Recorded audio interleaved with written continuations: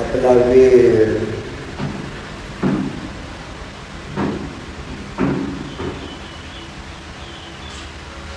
मिळालेल्या पुण्याच्या उदयामध्ये जे विषय भोग आहे 5 इंद्रियांचे, त्या विषय भोगण्यामध्ये जर आपला वेळ वाया घालवे तर पुढं गती कोणती मिळेल, कोणती मिळते?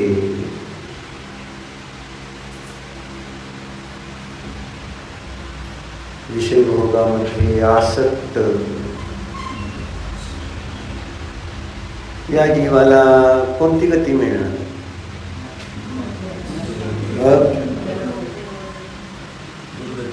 कोणती? बरोबर,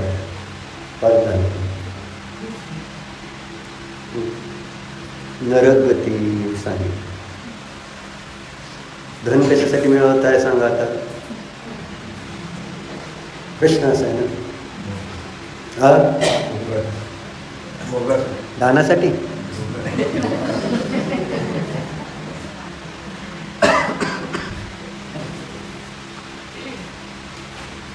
धन मिळवण्यापाठीमागचा आमचा उद्देश जर विषय भोगच असतील तर विषय भोग न भोगता देखील गती कोणती मिळणार?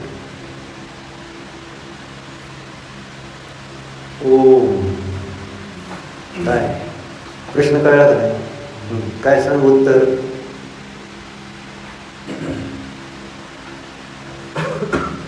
काय प्रश्न काय ती सांगा. नंतर काय सांगितलं ती झाले की आता विषय भोगायला वेळ आहे का? पैसे मिळवताना पैसे मिळवायचे ते भोगासाठीच मिळवायचे. दानासाठी नाही. बरोबर. उद्देश काय? मला सगळ्या शारीरिक इंद्रियजनित आहे ना सुखाची प्राप्ती व्हावी यासाठीच चाललेलं आहे. मग पैसे मिळवतो, पण विषय भोगायला वेळ मिळतोय का?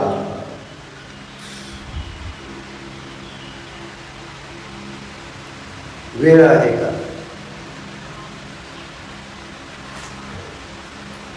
मग तंदुल मत्स्याप्रमाणे आचार्य सांगते तसं भोगलं तर काहीच नाही, पण भोगायचंय भोगायचंय भोगायचं ते भाव करत करतच नरक गतीमध्ये जाऊन पडला. खोट आहे काही?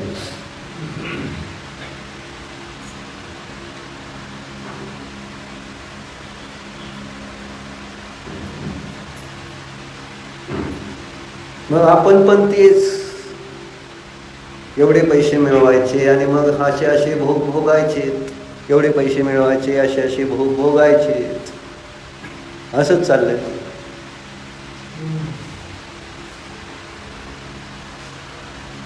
आणि मग पैसे मिळवता मिळवता संपूर्ण जीवन संपून जातं. ना धर्म न कर्म चांगल्या प्रकारे केलं जातं, ना अतींद्रिय आनंदाचा भोग, ना इंद्रियजनित आनंदाचा भोग.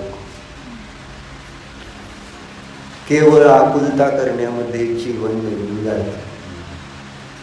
वर्तमान पण दुःखरूप आणि भविष्य पण दुःखरूपच आहे.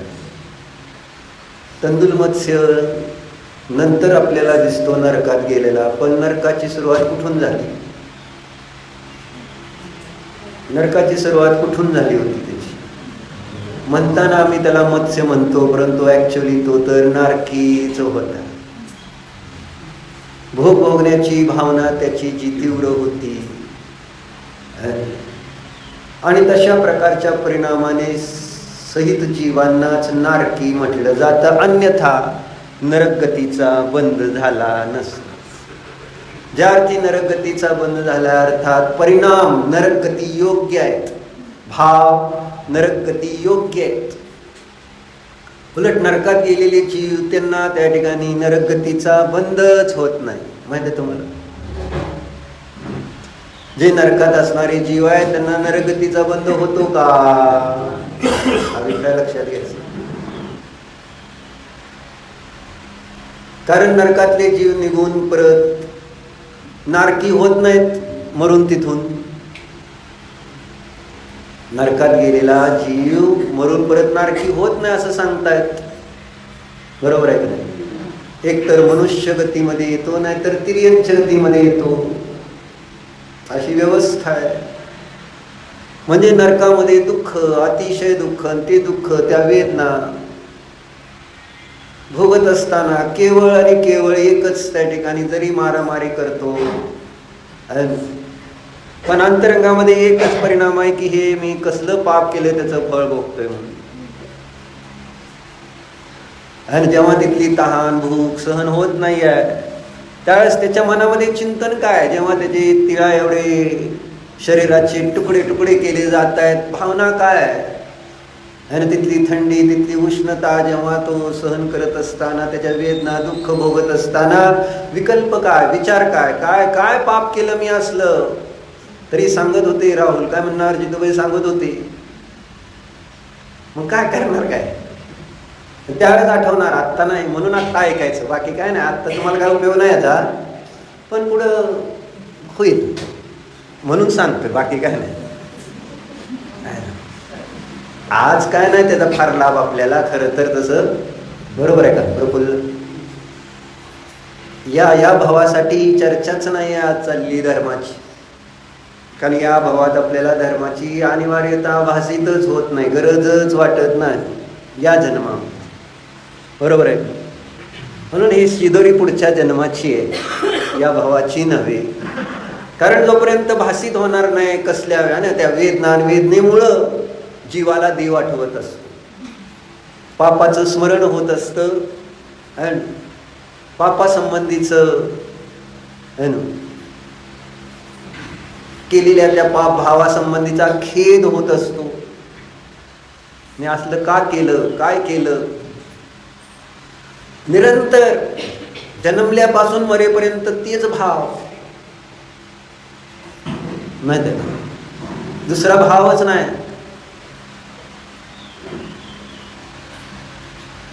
कोणता भाव? काय माझं कसलं हे पाप, 5 मुलींचा बाप, माझं कसलं हे पाप, असं एक गाणं होतं पूर्वी भजन.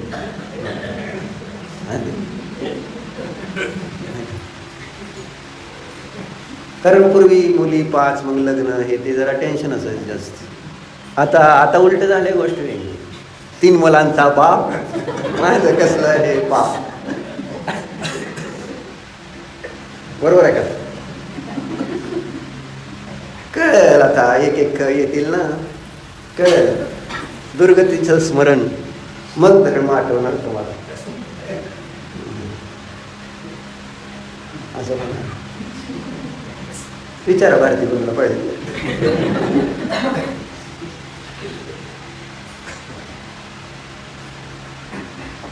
प्रत्येक समयाला एकच त्या ठिकाणी, कसलं पाप केलं मी, असलं कसं काय पाप केलं. आणि भाव काय, आता परत कधीच, काय म्हणतो तो, कधीही परत पुढे मी पाप असलं करणार नाही की जेणेकरून मला पुन्हा असली गती प्राप्त होईल, असलं दुःख भोगावं लागेल.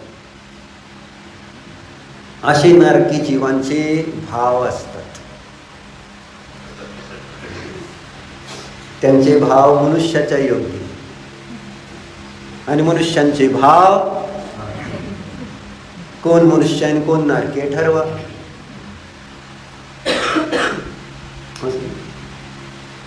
एवं भूत नयाने, त्याच काळात नारके ज्या काळात नरगती समान परिणाम करतो, असं शास्त्र सांगतं. नयात अनेक प्रकारचे भावी नैगम नयाच्या दृष्टीने पण तो नारकी आहे. जो वर्तमानामध्ये पाप भावामध्ये, विषय भोगामध्ये अनुरक्त आहे, तो भावी नैगम नयाने नारकी आहे. आत्ता दिसताना मनुष्य दिसला तरी तो नारकी आहे, पुढे तो नारकी होणार आहे.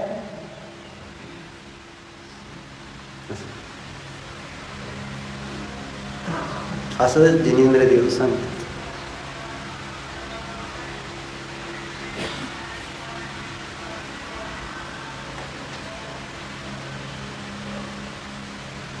कारण शांतीनाथ पुराणमध्ये आम्ही वाचत होतो ती चर्चा, त्रिपृष्ठ नारायणाचा जीव, बरोबर ना, विषय भोग भोगून काय, त्रिपृष्ठ नारायण, प्रतिनारायण, उद्योगच नाही यांना.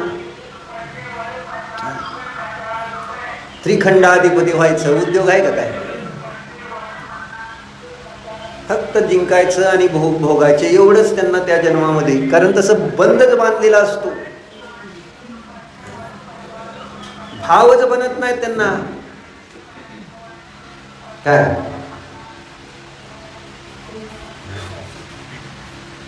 पुण्याचाच भोग आहे, मागच्या जन्मात केलेल्या पुण्याचा वर्तमानात असा भोग घेण्यामध्येच वेळ घालवते.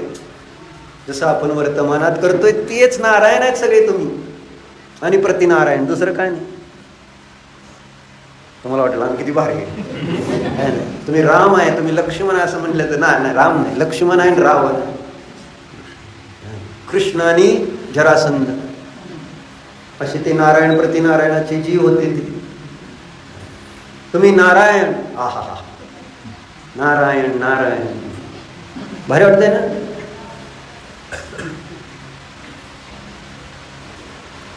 मग तुम्हाला नारायण म्हटलं तर तुम्हाला दुःख व्हायला पाहिजे का आनंद व्हायला पाहिजे? काय तुम्ही प्रतिनारायण म्हटलं तर तुम्हाला दुःख व्हायला. 3 खंडाचे अधिपती, 16,000 बायका, 16,000.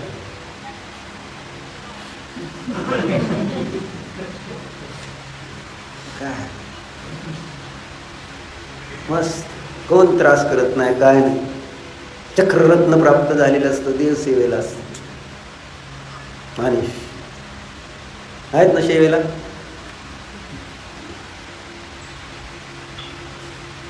असं एकदम मस्तीमध्ये. तो त्रिकृष्ण नारायण मरतो आणि कुठं जातो? नरकात जातो. मग नरकामध्ये त्याला अनेक प्रकारची दुःख तिथं समोर. मग तिथं विचारायचे की कुठं आलोय मी? हे काय सगळं? पडताना कसा पडतो आपल्याला माहित आहे. तो तिथं जन्म कसा होतो.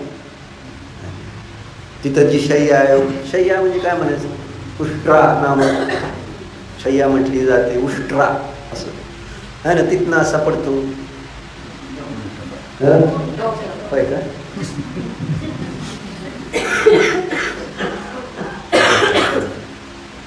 मग डोक्यावर खाली पडणार. आणि मग ते आपण ऐकलं.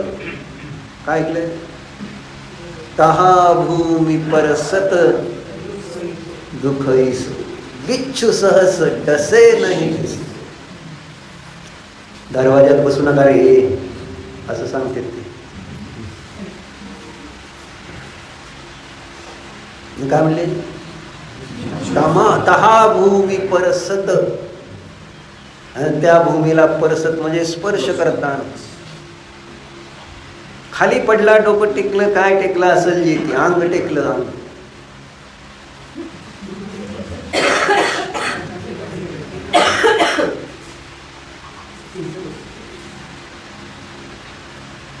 आणि हम नाही सुधरेंगे. किती वाजले? मला असं आहे, विषय भोगात वेळ घालवा. झोपायचंय कोणाला, कसं आहे, कशात वेळ चाललाय कळलं नाही. मिथ्यात्वरती प्रमाद बंधाचं कारण आहे, पण कळत. झोपायचंय बस, मला कळतंय. शास्त्र वगैरे काय नाही. दुकान असलं तर उठतो, पुण्याला जायचं असलं तर उठतो, लग्न असलं तर उठतो, अजून गावाला जायचं असलं फिरायला तर उठतो. शास्त्राला म्हटल्यावर कोण उठतं? बरोबर आहे. अडचण आहे.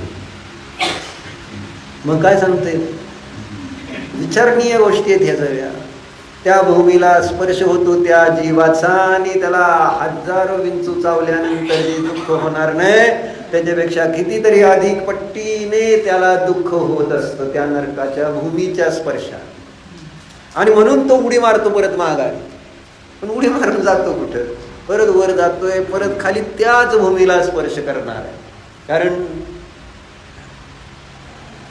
तेच त्याचं आवास आहे, निवासस्थान. उडी मारली म्हणून काय ते काय वाचणार नाही. उडी मारल्यावर पुन्हा तिथंच खाली ग्रॅव्हिटेशनल फोर्स काय ना, तसं परत तिथंच त्या. म्हणून असं ते किती दुःख होत असेल त्या नारकीला. तिथं मग त्याला समजायला म्हणजे वेळ नाही की काय हे सगळं अंधार किंवा काय जे असेल जसं सगळे असे तिथं. आणि नवीन एक सावज येतं जसं तसं आहे ना. केवळ आला की आपले सगळे तुटून पडता का नाही तुम्ही त्याच्यावर? फलटणकर कोण असा भेटला की त्याच्या म्हणजे नवीन नवीन सावज म्हणायचं त्या. सगळे तुटून तसे नारकी असे लाल लाल डोळ्याचे सगळे उग्र रूपवाले आणि सगळे असे त्याच्याकडे बघत असते. आला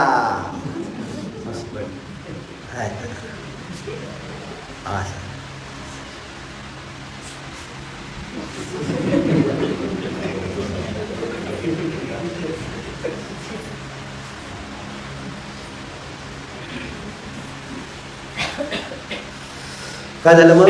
आला असं म्हणलं. नवीन नारकी आला, नवीन जीव आला. सगळे बघत असते. आणि तिथं जो स्थिर होतोय काय काय म्हणजे कोण त्याला विचार येऊन पहिल्यांदा त्याचं सगळे त्या ठिकाणी अंग छेद. कोण हात तोडतंय, कोण पाय तोडतंय, कोण डोळे काढतंय, कोण कान तोडतंय, कोण आहे ना. हे सगळे एक एक अंग त्या ठिकाणी तोडायला लागले. भयंकर किती त्रास होत असं. कापले जातात सगळे असे. आणि त्याला काही करता येत नाही, काय करा त्याला माहितीच नाही. माझ्याकडे पण आहे शस्त्र, मारू आपण, पण त्याला काही कळत नाही. सगळे नारकी येतात आणि सगळे त्याला मारतात आणि इतके इतके तुकडे करतात. म्हणून म्हटले तिल तिल करे देह देख असुर भिडावे दुष्ट प्रचंड. भयंकर बेकार परिस्थिती. कारण कशामुळं सुमित भाऊ, कशामुळं नरकामध्ये तसले फळ भोगावं लागतंय? ती जाईल बाजूलाच. कशामुळं?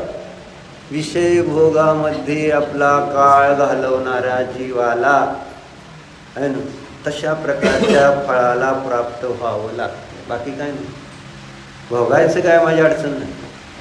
फळ तर सांगायला पाहिजे का नको? राहुल मालक, काय करतोय आपण, त्याचं फळ काय? जिनेंद्र देवांची वाणी जी आहे त्यामध्ये आलेली गोष्ट सांगतोय, बाकी काय नाही. मला तुम्हाला नरकाला पाठवायचं असं नाही. जिनेंद्र देवाने सांगितलं की असे जीव अशा कर्माने अशा गतीला जाऊन असं फळ भोगतात, बाकी काय नाही. अनिश तुम्हाला मानायचं म्हटलं ना, आजच्यासाठी नाही चाललं हे. आज तुम्हाला काहीच प्रॉब्लेम नाही धीरूभाई, आहे ना. हे सगळं आपण धर्म कशासाठी शिकायचं आहे? पुढच्या जन्मात उपयोगाला यावं. बरोबर म्हणते काय? म्हणून म्हटलं ना अशी बुद्धी आहे. आणि मग बरोबरच आहे. आता काय म्हणणार? हो, पुढच्या जन्मासाठी, आजच्यासाठी काय नाही हवं. आज माझं बरं चाललं. होय म्हणतो ते, होय म्हणतो. त्याला कळते का काय काय म्हणतोय होय म्हणजे? विषय भोगाचं फळ. मग त्या नारकीपासून वाचण्यासाठी आणि मग ते परत शरीर जुळतं. आपल्याला माहित आहे कसं आहे ते, वैक्रिक असल्यामुळे. मग इकडं पळतोय तिकडं पळतोय, कुठं जाईल तिथं सुट्टी आहे का? तिथं सुट्टी आहे का? कुठं गेला तरी त्याला त्रास तिथं सगळ्या प्रकारचा. आपल्याला माहिती आहे कसं कसं सगळ्या प्रकारचा त्रास, त्याला सारखा त्रास. अगदी उंच डोंगरावर गेला तरी तिथं त्या ठिकाणी पशु आहेतच. म्हणजे नारकींनी विक्रिया रूप धारण करून कुठं सुट्टी नाही. विश्रांती घ्यायला झाडाखाली बसला तरी सुट्टी नाही. शरीराचा दाह होतो म्हणून त्या नदीत गेला तरी सुट्टी नाही. तुमच्या लक्षात येणार एक क्षण सुट्टी नाही नरकामध्ये. आता थोडंसं जरा असं, आता थोडंसं आहे ना, आपल्याला इथं थोडं संध्याकाळी का होईना विश्रांती गप्पा गोष्टी करायला. तेच जर मंदिरात जाऊन थोडंसं एखादा निरव निर्जर 12 भावना म्हटले तर चालतंय का नाही? हां, सांगतेत काय, मुलं आलीत गप्पा मारायला, जायचं देवाला हाय करून यायचं, हाय हाय आणि झालं. बरं द्यायचं इकडं तिकडे हाय. आणि ते पण करत नाहीत. मग सगळेजण घेतात मोबाईल आणि चाललेत गप्पा. मग प्रत्येक जण आपापल्या मोबाईलमध्ये बसतो आणि आम्ही गप्पा मारायला येतो संध्याकाळी. बरोबर. मग एकमेकाला आपलं दाखवायचं हे काय रील्समध्ये. म्हणजे जसं काय ह्यांनीच रील तयार केलेला असतो आणि ह्यांनीच भारी आहे, बघ मी दाखवलं म्हणजे माझंच आहे असं एकमेकाला दाखवत असते. प्रत्येक जणांची सिस्टीम अशी असते. काही संबंध नाही आहे ना, पण दाखवायचं सगळ्याला असं जसं काय हे बघ किती मी भारी दाखवलं तुला, मी दाखवलं. आणि ते मी दाखवलं म्हणजे कोणाचं आहे असं होऊन जातं.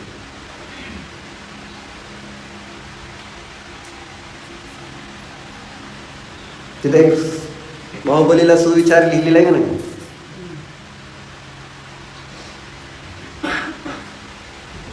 रात गमायो सोय के दिन गमायो खाय, असं म्हणलेलं त्याच्यात. काय पुढं काय, हीरा जन्मा मोल है कवडी बदले जाय. काय हाताची घडी घालून होणार आहे? म्हणजे काय लिहिलं असतं, वाचलं असतं परत तर तुमच्या लक्षात. बरोबर आहे, बरोबर आहे. मला हीच आश्चर्य असते. बरोबर आहे, तुम्ही सांगताय ते आम्हाला सगळं मान्य आहे, पण ह्या जन्मासाठी नाही. म्हणून मी तुम्हाला अगोदरच सांगितलं. काय सांगितलं? रात गमायो सोय के. बरोबर आहे. उशिरा उठलाय ना, मुलाला तरी लवकर सोडलं परत जाऊन झोपला माझ्या अंदाजाने, आहे का नाही? सगळं मला म्हणता येतं. 6:30ला उठून पोराला बरोबर घालवलं पुण्याला, बरं नाही म्हणून ते गेलं नाही.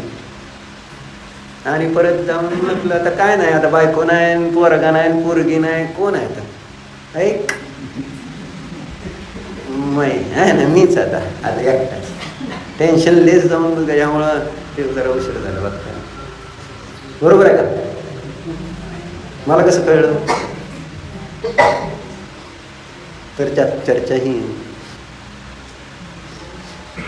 काय सांगितलं, रात्र कशात घालवली? आणि दिवस कशात जातोय? दिन गमायो काय करणार आता तिथे जाऊन? संयम पुण्याला जाऊन काय करणार? जरा उलट झालंय, ठीक आहे. रात गमायो खाय के, दिन गमायो सोय. म्हणजे हे बंबईचे आहे मेरा दोस्त आहेत हे सगळे. रात को खाऊ पिऊन दिन को आराम. ते थोडंसं चेंज झाले कालानुसार. खालचं नरक मध्ये जाण्यासाठी म्हणजे अशा सिस्टीम. आकुलीत व्याकुलीत किती जीव आहेत हे दाखवायचं त्याच्यात. मनुष्य जन्म कसा आहे तिथे काय सांगतात ते? हिरा जन्म आहे ना, हिऱ्याप्रमाणे सांगतात. हिऱ्याप्रमाणे ही मनुष्य पर्याय हिरा.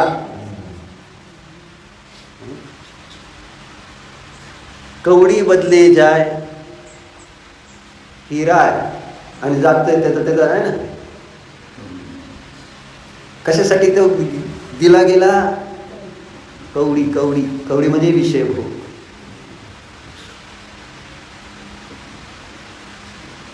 विषय भोगामध्ये, धन कमवण्यामध्ये आमचं आयुष्य निघून चाललंय. काय निघून चाललंय? सुंदर असा जो जैन धर्म मिळालेला आहे, चांगली बुद्धी मिळाली. बुद्धी पण चांगली आहे आपली सगळ्याची, माहिती आहे तुम्हाला? चेष्टा नाही. सगळ्याला चांगली बुद्धी मिळते का सांगा? जन्मता मतिमंद किती जीव असते. आणि त्यानंतर परत किती विपरीत बुद्धीवाले आहेत वर्तमानात. धर्म वगैरे काय नाही अशा बुद्धिवाले किती आहेत. प्रमाद बुद्धिवाले किती आहेत.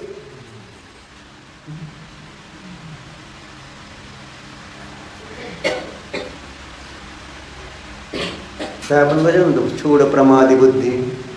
शेवटी आहे की स्थिर हो छोड प्रमादी बुद्धी. काय तर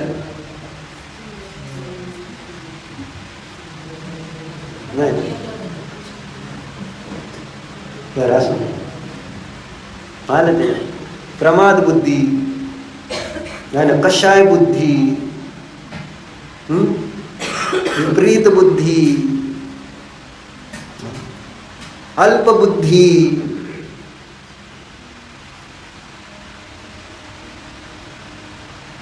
असलं सगळं नाही आपल्याला. लक्षात राहू दे. कुठंतरी चांगलं मिळाली बुद्धी. शास्त्र आहे काय पर्यंत पोचलोय आपण, समजण्यासारखी बुद्धी आहे. पण त्याचा उपयोग काय? धन मिळवण्यामध्ये लावलेली बुद्धी म्हणजे मंद बुद्धीवाला आहे तो, विपरीत बुद्धीवाला आहे, कषाय बुद्धीवाला आहे, प्रमाद बुद्धीवाला आहे तो, इंद्रिय बुद्धीवाला आहे तो. जो धन कमवण्यामध्ये आपली बुद्धी लावतो तो.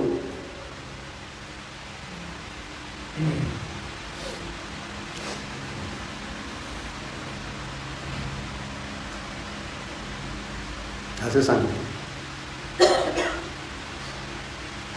काय होणार? काय त्या धनाने काय होणार? सगळं आपण बघितलं.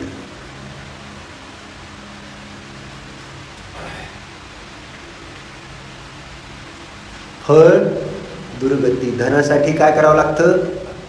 धनासाठी काय करावं लागतं? पाप करावं लागतं. पाप कशाद्वारे केलं जातं? तुम्ही आता तत्वार सूत्र किती झाली का? 10 अध्यायाचं झाले ना. काल 10 पूर्ण, आता परत आजपासून पहिले अध्याय. बरोबर आहे ना?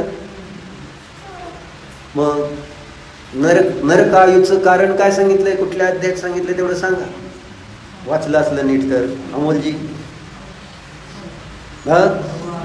वाचताय का नाही? बहु आरंभ परिग्रह नारकस्य. कुठल्या अध्यायात आले?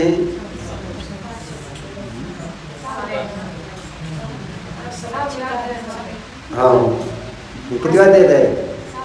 बरोबर आहे. बरोबर. त्याच्यासाठी वाचायचं आहे. बहु आरंभ परिग्रह नारकस्य आयुष्य, असं सगळं त्याच्यात आहे ना. शॉर्टमध्ये सगळी वस्तू व्यवस्था सांगितली. तुमचे परिणाम तुम्हाला कसे, म्हणजे 7 तत्वाचंच वर्णन आहे ना. जीवा सर्वबंध संवरण मोक्ष. हा, पहिले 4 अध्याय तर जीव तत्वाचं वर्णन, 5वा अध्याय जीव तत्वाचं वर्णन, 6वा अध्याय 7वा अध्याय आश्रव तत्वाचं वर्णन आहे, आणि 8वा अध्याय बंधाचं वर्णन आहे, 9वा अध्याय संवर्णिराचं वर्णन आहे, 10वा अध्याय मोक्ष तत्वाचं. ही 9 प्रकारचे जीवाचे भाव आहेत. ते आपल्याला आपल्याशी जोडून बघायचे. सूत्र वाचायची म्हणजे कशासाठी वाचायची? आपल्या परिणामाच्या विशुद्धीसाठी, आपल्या परिणामातलं पाप दूर करण्यासाठी त्या सूत्राचं आहे ना चिंतन मनन अध्ययन पठन पाठन करायचं असतं. नुसतं वाचून काय झालं? बहु आरंभ बहु परिग्रह हे नरकाच्या आयुष्याचं कारण आहे. लाभ काय झाला? मग आपल्या आरंभ आपल्या परिग्रहाला आपण बघून त्या ठिकाणी त्याच्याद्वारे मला काय मिळणार? देवगती का मोक्षगती मिळणार आहे? काय मिळणार आहे?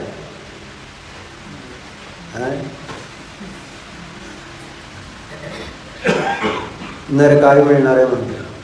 बहु आरंभ आणि बहु परिग्रह. मग आपलं बहु चाललेलं नाही. बहु पाहुणे तुम्हाला बहु पाहिजे काय नवीन? बहु म्हणे 3 बहु आहे ना. बहु आरंभ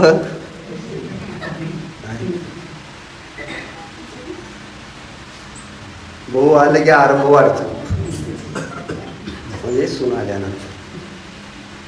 बरोबर आहे का चिंताय? म्हणजे विकल्पातला आरंभ वाढतो. बहु आरंभ आहे हे सगळं बाहेरनं तर व्यवहाराने आहे, पण निश्चयाने तसा आरंभ विचारात झालेला असतो. जागेत शिरत का? हा, बहु आरंभ. वयाच्या 75व्या वर्षी सुद्धा शरद काका दुकानात बसतील. बरोबर आहे का? मग भारी वाटलं पाहिजे का नाही? आणि कसं वाटतं? हो, अजून दुकानदारी करतील, एवढं वय झालं. हो, मग तर त्याच्यासमोर म्हटलं तर त्याला पण कौतुक वाटते त्या जीवाला, मी किती भारी आहे. अजून 3 सुना 2 सुना असले तरी अजून सासूबाई काम करते. मामी काय हे सगळं मी करते, कुणावर अवलंबून नसते आपण.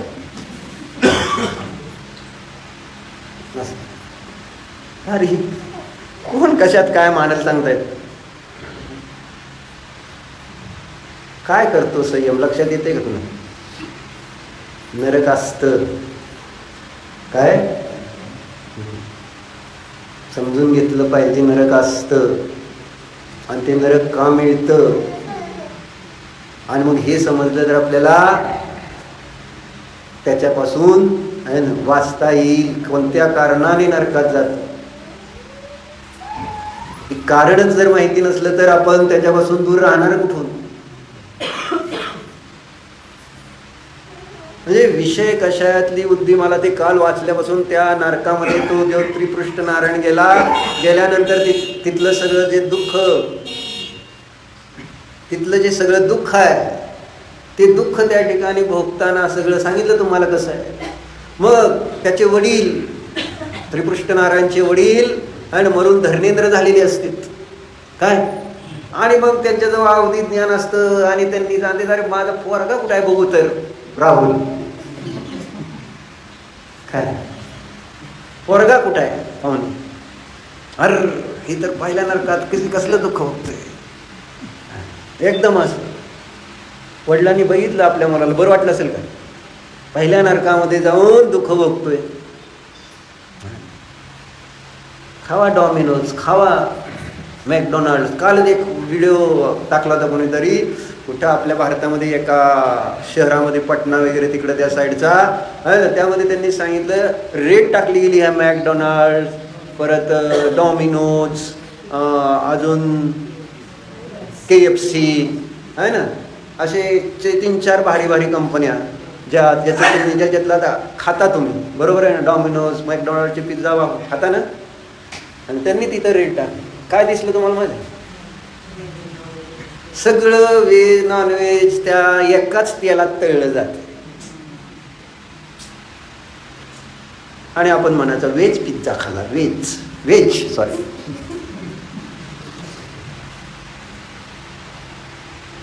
जिभेच्या चवीसाठी बस, काय व्हेज खातो म्हणायचं. पण तिथं कसल्या पद्धतीने त्या हॉटेलामध्ये त्या गोष्टी करतात है ना. विवेक काय नाही, फक्त खायचंय, आपले डोळे झाकायचे, काय नाही, चांगलं आहे. केक अंड्याचा आहे का काय नाही, अंड्याचं नाही, चांगलं आहे खावा. आईस्क्रीम अंड्याचं काय नाही, चांगलं आहे खावा. फक्त खायचंय, डोळे झाकून खायचं, काय नाही. टेस्टच्या नादी लागलेला, रसनेंद्रियाच्या आधी, गृद्धता रसनेंद्रियाची इतके, त्याच्यासमोर काय जीव नाही, जंतू नाही, व्हेज नाही, नॉन व्हेज नाही, काय नाही, मस्त लागलं पाहिजे. बरोबर आहे का अनिश? अरे कुठं नरकात?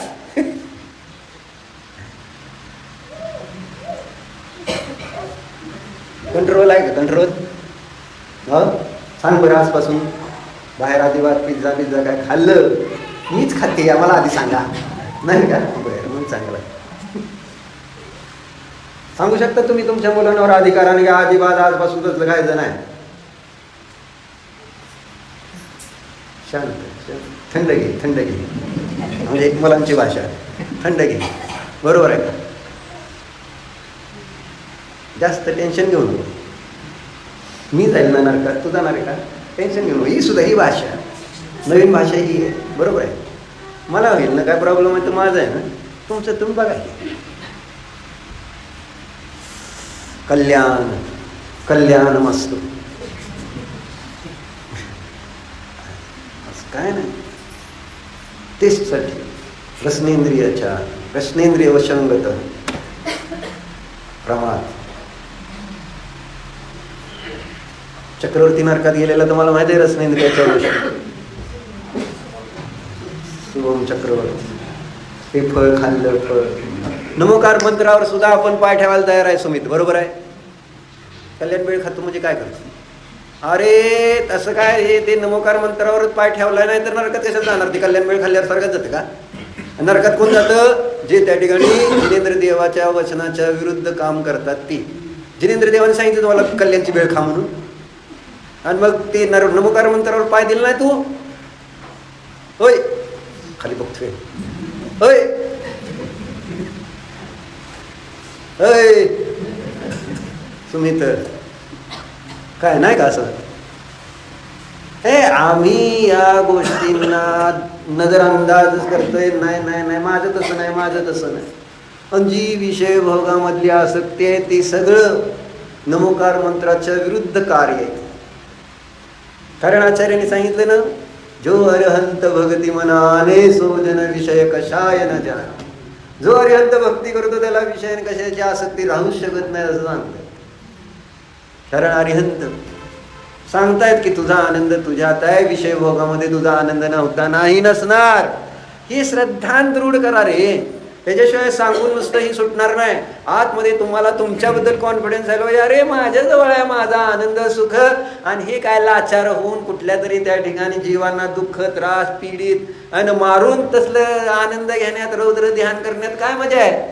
हिंसानंदी रौद्र ध्यान. पिझ्झा वगैरे खाताना, भेळ खाताना, तुम्हाला माहिती आहे पावभाजी खाताना ते हिंसानंदी रौद्र ध्यान आहे. कारण त्याच्यात अनंत जीवाची हिंसा होत असताना तुम्ही ते टेस्ट घेताय, आहा म्हणताय, त्याचा अर्थ हिंसेमध्ये आनंद मानताय. ते हिंसानंदी रौद्र ध्यान नरकगतीचं कारण आहे, असं इथं सांगितलं ज्ञानानं. माना नका माना. म्हणून म्हटलं श्रद्धांतर दृढ करावंच लागेल आपल्याला. हे सत्य आहे, अन्य नाही. अन्य प्रकार हेच आणि हेच बरोबर. हे कुठेतरी चांगल्या पद्धतीने बसलं पाहिजे. पण परवा ते एक बघितलं परत म्हणे, तिचं नाव होतं काय, केशरी भगवंत. त्यात एक त्या ठिकाणी डायलॉग होता काय आहे ना, कोणी असा गुंड आहे ना पुढारी झालेला असतो आणि उगाच लोकांना त्रास देत असतो असं तर दाखवलेलं असते. मग त्यातला हिरो आहे ना, मग त्याचा पता है तुमको दो कानों के बीच में भेजा क्यों रखा है, दो कानों के बीच भेजा क्यों रखा है, असा प्रश्न विचारत असतो त्या हिरो त्या गुंडाला. काय प्रश्न विचारलाय, दोन कानों के बीच भेजा क्यों रखा है, दोन कानाच्या मध्ये ना डोकं. मग ते म्हणतो जब आहे ना ये हात पडता है ना कान पर तो भेजा ठिकाणी पे आता है. म्हणजे आता इकडं मारलं की डोकं जागेवर येतं, म्हणून ते दोन कानाच्या मध्ये ठेवलाय, म्हणून कानाखाली द्यायची म्हणजे डोकं जागा असं हलतं ना ते, त्याच्यासाठी ठेवलेलं आहे दोन. पण तसं पडला नाही ना मार आहे ना, एक जर कानाखाली वडली तुझ्या मी संयम काय होईल.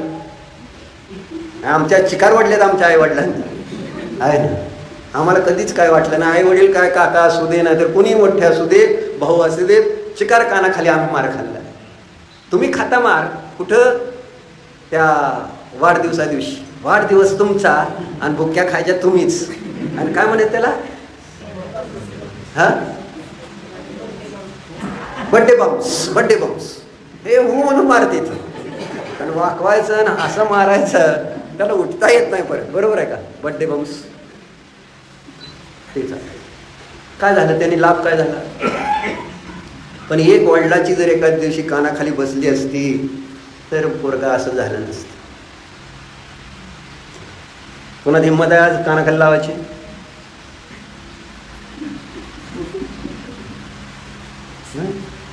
ना बायकोला मारू शकते ना मुलांना, बरोबर आहे का नाही. आपण उच्च घराण्यातल्या मारामारी आपल्याला शोभत नाही. पण हा माधिकच्या आता संपलेले आहेत ना, हा माधिक आदिनाथांचा काळ होता आणि तो एक विशिष्ट वेगळा, त्या काळामध्ये जीवाचे परिणाम विशेष विशुद्ध. पण आता जर बघितले तर सगळे परिणाम क्षुद्रापेक्षा वाईट आहेत. क्षुद्र पण बरे म्हणून कदाचित त्यापेक्षा खराब परिणाम आपल्या पोरांच्या पण बघतो. पण हिंमत नाही कानाखाली वाढायची. काय प्रफुल्ल एकच आहे काय, त्याला मारलं तर परत काय.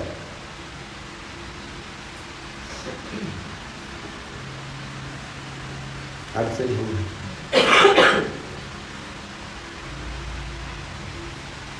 चालेल का कानाखाली मारलं तर, हा भेजा ठिकाणी पर कवा आहे का, डोकं कधी जागे. मी काय करणार नाही आहे, तुम्हाला ते कानाखाली वळलं जाणार आहे पण आत्ता नाही. म्हणून म्हटलं पुढच्या जन्मामध्ये बरोबर भेजा ठिकाणावर येते. असा मार बसतो. आपण म्हणतो ना भजनात, नरको में ऐसी मार सही जो गुजरा जमाना भूल गया, चेतन को मिला जब नर्तन तो फिर होश में आना. अविरत प्रमाद कषाय आणि योग हे सांगितलं पहिल्यावर. अविरत प्रमाद और कषाय और योगों से नित कर्म के बंध की. असंयम प्रमाद कषाय योग याने नित्य कर्माचे बंध करून त्या ठिकाणी हा जीव नरकादी दुर्गतीला जातो. पण विसरलाय. तीच घटना त्यांनी तिथं काल वाचताना वाचली की हा त्रिपृष्ठ नारायण तिथं वडील आले, त्याला संबोधन करते. तितकं सुंदर संबोधन त्यांनी सम्यक्त ग्रहण करवते त्याला आहे ना. त्याचे वडील धरणींदर गेले ना, पहिल्या नरकापर्यंत देव असते, पहिल्या नरकात जाते आणि त्या मुलाला बघते, मुलगा बघतो. मग ते मुलाला सांगते तू माझा मुलगा होता मागच्या जन्मात, ओळख पडते. आणि मग म्हटले आता मला इथनं बाहेर पडायचं काय, म्हणजे यातनं बाहेर कसं पडणार मी. म्हटले सम्यक्त ग्रहण कर, हाच त्या ठिकाणी या नरकातील दुःखातून सुटण्याचा उपाय.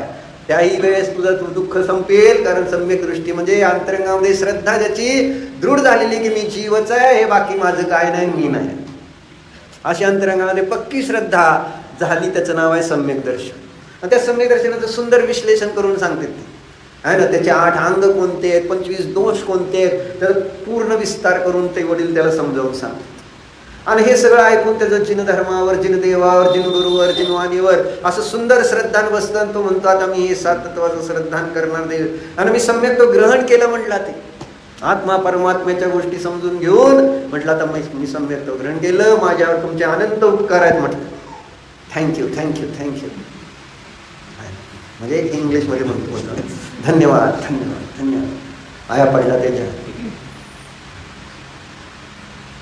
आणि तो जीव परत आहे ना त्या सम्यक्त्वाच्या परिणामाने बाहेर आला. आणि बाहेर येऊन काय, विजयार्ध श्रेणीमध्ये एक मोठा विद्याधर राजा झाला. अनेक राजे त्याच्या हाताखाली, आणि हा मोठा राजा झालेला आहे. आणि मस्त मग मोठा होऊन कुठे आहे, विषय भोगात रमला. काय परत बरं का, सगळे विसरून गेला. म्हणजे लक्षात येईना, माझी तीच गती आहे. या त्रिपृष्ठ नारायण सारखंच माग नरकामध्ये आम्ही भोगलेले भोग आणि दुःख सगळे विसरून गेलो. पुन्हा सगळं पुण्याच्या उदयात चांगलं मिळालं. सम्यक तो ग्रहण करून पुन्हा मनुष्य झाला. चांगलं उत्कृष्ट पुण्य. विद्याधर नरकात निघून विद्याधराचा राजा होतो. मला लक्षात घ्या परिणाम कशी केले उद्योग. आणि इथं येऊन काय परत उद्योग, आणि पुन्हा भोगात रमलाय. परत 16व्या सर्गात त्याचा दोस्त अच्युतेंद्र आहे ना. नारायणाचा दोस्त कोण, नारायणाचा दोस्त कोण, बलभद्र. दोस्त विचारला मग काय म्हणायचं, मित्र, बर भाऊ आहे ना. परम आहे ना. म्हणजे त्यांचं प्रेम किती असतं नारायण आणि बलभद्राचं. आपल्याला माहिती आहे 6-6 महिने बलभद्र त्या नारायणाचं प्रेम खांद्यावर वाहतो. किती प्रेम राव, किती प्रेम, भयंकर प्रेम असतं. इथल्या लोकांचं सगळं स्वार्थी प्रेम आहे. जोपर्यंत शरीर काम करते तोपर्यंत प्रेम आहे. शरीर एकदा कामाचं बंद झालं, बेडवर पडला कोणी विचारत नाही. हे शरीर हालते तोपर्यंतच प्रेम आहे. शरीर हालायचं बंद होऊ द्या तुमचं, कोण तुम्हाला ब्लॅक डॉग सुद्धा विचारणार नाही.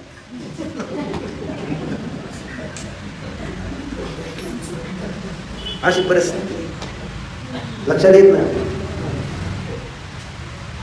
चांगलं आहे, चांगलं आहे असं दिसतं. आणि किती प्रेम, मेल्यावर सुद्धा 6 महिने सांभाळलं. आणि असा तो बलभद्र आणि तपश्चरण करून, दीक्षा घेऊन तपश्चरण करून अच्युतेंद्र झालेला असतो. अच्युतेंद्र तिथून मग बघतो, अरे ही तर माझा दोस्त आहे ना. परत विद्याधर झालाय, एवढं मस्त सगळे, आणि परत भोगतोय. आलाय नरकातनं आणि आता परत तीच मस्ती.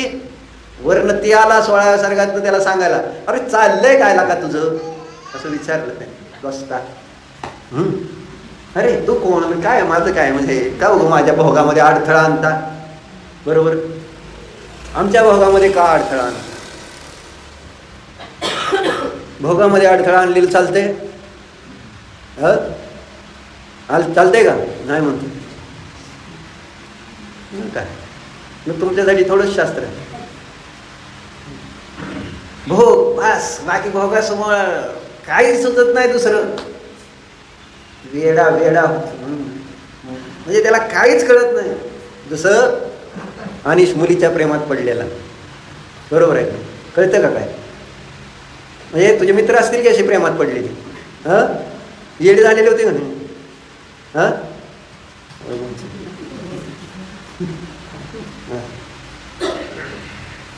काय त्यांना चांगलं कळत नाही, दोस्त कळत नाही, कायच कळत नाही. फक्त ते काय मैत्रीण म्हणत तसंच. बरोबर आहे का अनिश, बरोबर आहे. तर मन तुझं कुठं चाललंय, तुझं असलं तर तसं सांग, जे जसं आहे तसं. काही कळत नाही भोगासमोर, बुद्धी भ्रष्ट होते म्हणायचं, भ्रमित होते बुद्धी. काय एकदा ते दिसलं कल्याण भेळ नावाचं चित्र, काय नाही मग ताप नाही, काय नाही, काय नाही, कोण आहे काय आहे, मंदिरात आहे आपण का कुठं आहे काय नाही, भेळ दिली नाही खावा आहे ना. म्हणजे मी त्यांच्याबरोबर असतो म्हणजे देव असल्यासारखं होतं का नाही सांग. म्हणजे मंदिरात असल्यासारखंच होता का नाही. ती एकाच गाडीत होतो, गाडी मंदिर, मी देव त्याच्यातला आहे ना. आणि मग ते माझ्याबरोबरचे भक्त आहे ना. मग त्यांना अगदी आवाजच त्या कल्याण मेळाकडे दिला आणि अंगात ताप आहे. नाही, भ्रष्ट म्हणजे काय नाही, देव नाही, गुरु नाही, शास्त्र नाही, धर्म नाही, पाप नाही, पुण्य नाही, नथिंग, कशाची व्हॅल्यू नाही भोगासमोर. समजते? किती आसक्ती, किती आसक्ती. ती आसक्ती तर इंद्र दाखवायला लागलं. काय उगाच आहे ना, माणसं कशी बघते ज्यावेळेस आपण टीव्ही बघत असतो आणि अनुपमा लागले आणि पाहुणे आले, मामा काय याच वेळेस टपकायचं. त्रास होतो, त्रास. किती त्रास होतो. चांगलं चाललं होतं आपलं गपची, उगाच असा पाहुणे आले हसायचं, चालू आपलं.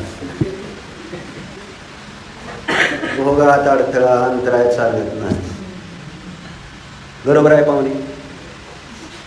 भोग म्हटल्यानंतर मध्ये अडथळा अंतराय करायचं नाही, आहे ना. त्यात कुठं सुद्धा ब्रेक नको आहे ना. अखंड पाहिजे तो, बिलकुल ब्रेक सहन होत नाही तो. भूक लागली, जेवायला बसलाय आणि तुम्हाला काय रोटली देना, भाजी देना, काय नाही, आहे ना. काय चाललंय, काय बसते का मला ब्रेक नको. त्याला ते सांगायला आला, अरे तू काय करतो, मग अडचण आली. मग त्याला सगळं परत सांगितलेलं का तू नरकात ना आलायस, तू तिथं काय दुःख भोगले तुला माहिती आहे का नाही. परत त्याला सगळं स्मरण करून द्यावं लागलं. त्या बलभद्राच्या जीवाला जो अच्युत इंद्र झालाय तो येऊन त्या त्रिखंड आपला त्रिपृष्ठ नारायणाच्या जीवाला पुन्हा नरकातनं निघून काय झालाय, विद्याधराचा राजा झालाय परत भोगामध्ये. म्हणून तिथं म्हटलं भजनात, नरको में ऐसी मार सही जो गुजरा जमाना भूल गया. कुणाच्या लक्षात नाही सुमित भाऊ, काय नाही, नसतं, काय नसतं, काय नसतं, बरं नसतं, खा भोगाचं काय.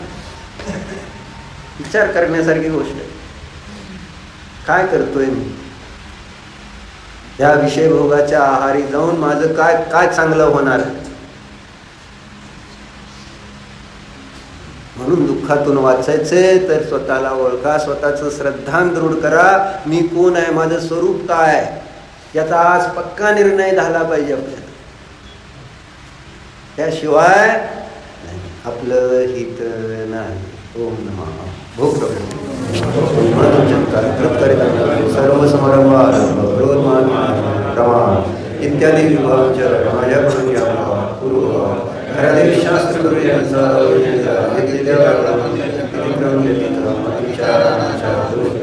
केंद्रियापासून पंचेंद्रियापर्यंत ज्या काही जीवांची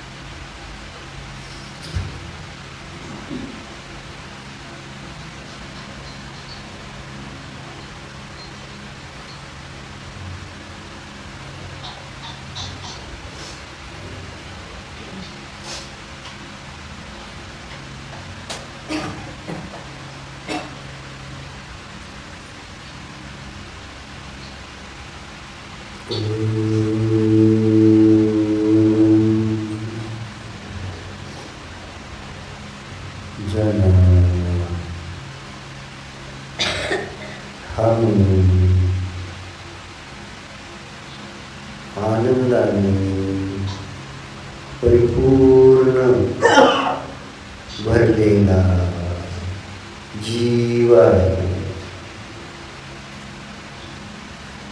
मला आनंदासाठी विषयभोगांची गरजच नाही. स्वानुभवाने स्वतःचा निर्णय कर. मी अरिहंता समान अनंत सुखाचा स्वामी आहे. मी स्वयं स्वभावाने परमात्माच आहे.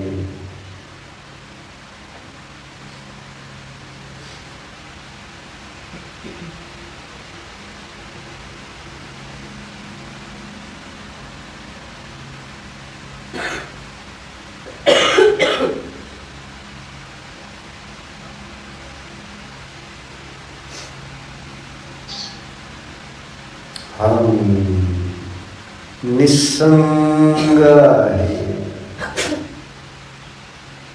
स्वतःला पहा. संग म्हणजेच परिग्रह. मी परिग्रह रहित आहे.